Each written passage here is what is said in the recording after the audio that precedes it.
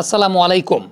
তাওহিদ হৃদয়কে গতকাল খুব সাহস নিয়ে সুইপ শট করতে দেখে খুব ভালো লেগেছে। অনেকদিন পর মনে হয় তাওহিদকে দেখলাম multiple number of occasion sweep shot attempt করতে। সুইপ শটটা তাওহিদের গো অন শট, কিন্তু ইন রিসেন্ট টাইমস আমি জানি না যে তিনি কি সোশ্যাল মিডিয়ার সমালোচনা কিংবা মিডিয়ার সমালোচনা অনেক বেশি মাত্রায় মাথায় নিয়ে ফেলছিলেন কিনা, তাকে সুইপ শটই করতে দেখা যাচ্ছিল না, যেটা তার আসলে গো অন শট। হ্যাঁ, আমরা সবসময় বলি তার অফসাইডের শটের রেঞ্জ বাড়াতে হবে, দ্যাট ডাজ নট মিন তিনি সুইপ শট খেলা ছেড়ে দিবেন।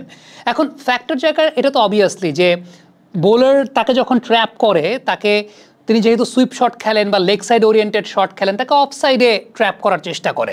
কিন্তু উইকেট করিডোরের বল যেগুলো তিনি লেগ সাইডে খেলেন, আমরা সংযুক্ত আরব আমিরাত সিরিজে দেখেছি, পাকিস্তানের ওই সিরিজে দেখেছি যে তাওহিদ হৃদয় লেগ সাইডেও শট খেলা ভুলে যাচ্ছেন, which was very bad actually. কিন্তু ওই যে অফ স্ট্যাম্পের বাইরের বলের তার ভালনারেবিলিটির জায়গাটা তো অবশ্যই আছে। আপনারা যদি লক্ষ্য করে দেখেন তাহলে প্রথম টি-20 ম্যাচে দাসুন শানাকা তাকে অফ স্ট্যাম্পের বাইরের বলে নাচিয়েছেন, তিনি বিট হয়েছেন, একটা পর্যায়ে উইকেট দিয়েছেন।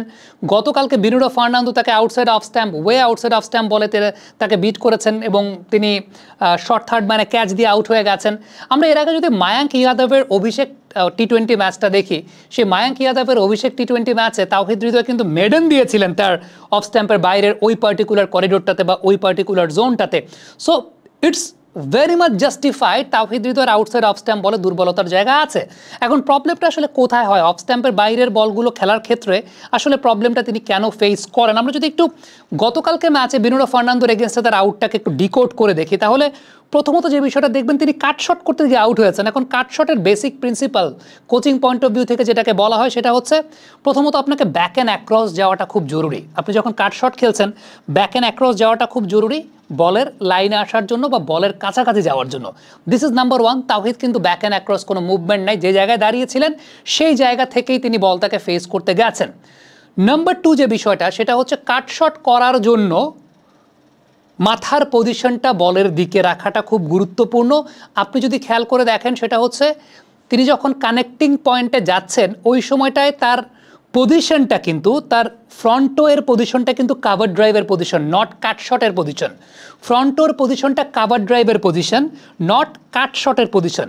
কাট শটের পজিশন হলে কানেক্টিং পয়েন্টে তার হেড রোটেশনটা খুব গুরুত্বপূর্ণ ছিল, যে মাথাটা বলের দিকে যাচ্ছে এবং কাট করে তিনি আসলে পয়েন্ট বা থার্ড ম্যানের দিকে তার হেড রোটেশনটা হচ্ছে, সেই হেড রোটেশনটা কিন্তু পয়েন্ট বা থার্ড ম্যানের দিকে না, তার কানেক্টিং পয়েন্টের সময় তার মাথার পজিশনটা কাভার বরাবর। So he was very much into position to play the cover drives, but when you are playing the cut shots, আপনার পায়ের পজিশনটা, টোর পজিশনটা এবং আপনার মাথার পজিশনটা, এখানে আসলে মূলত যেটা ঘটে সেটা হচ্ছে আপনার মাথার পজিশনটাই ডমিনেট করে, সেটাই আপনার টো পজিশনটাকে ঠিক করে।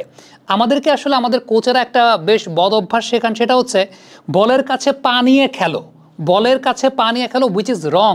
ওয়ালটন এসি এক্সচেঞ্জ অফারে এখন যে কোনো ব্র্যান্ডের পুরাতন এসি বদলে নতুন ওয়ালটন এসিতে উপভোগ করুন 25% ছাড়। Walton air conditioner, comfort without compromise. বলের কাছে পা নিয়ে খেললে এলবিডব্লিউ হবেন ভাই। যে বিষয়টি ইম্পর্টেন্ট সেটা হচ্ছে আপনার মাথাটা বলের কাছে নিয়ে যাওয়া। মাথাটা বলের কাছে নিলে যেটা হয়, তখন আপনার পায়ের পজিশনটা ডমিনেট করে। সো তাওহিদের ক্ষেত্রে আপনি যদি খেয়াল করে দেখেন, প্রথমত তার কোনো ব্যাক অ্যান্ড অ্যাক্রস মুভমেন্ট নাই, সো বলের কাছে তিনি যেতে পারছেন না। দ্বিতীয়ত যে ব্যাপারটা সেটা হচ্ছে তার পজিশনটা কিন্তু কাভার ড্রাইভের পজিশন, তার পজিশনটা কিন্তু কাট খেলার পজিশন না। সো যখন তিনি কাট খেলছেন, তার মাথার অবস্থানটা রোটেট করছে না ঠিকঠাক মতো, সো যে কারণে তার কাট শটগুলো কিন্তু আসলে হচ্ছে না, সেগুলো আসলে কাভার ড্রাইভেও শর্ট হয়ে যাচ্ছে, যে কারণে তিনি আউটসাইড এজ হচ্ছেন বা ইনসাইড এজ হচ্ছেন। সো এই যে জায়গাগুলো technical fine tuning, these are very important. আমার কাছে মনে হয় যে ন্যাশনাল টিমের কোচিং প্যানেল যে আছে তারা সেই জায়গাগুলো নিয়ে কাজ করবেন, এই জায়গাগুলো নিয়ে কাজ করে।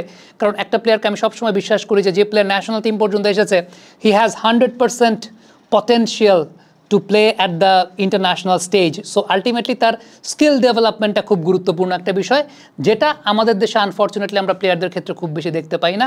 আই হোপ সেই জায়গাটা তাওহিদ হৃদয়ের উইল ওভারকাম। কমেন্ট বক্সে আপনাদের মন্তব্য মতামত জানতে চাই।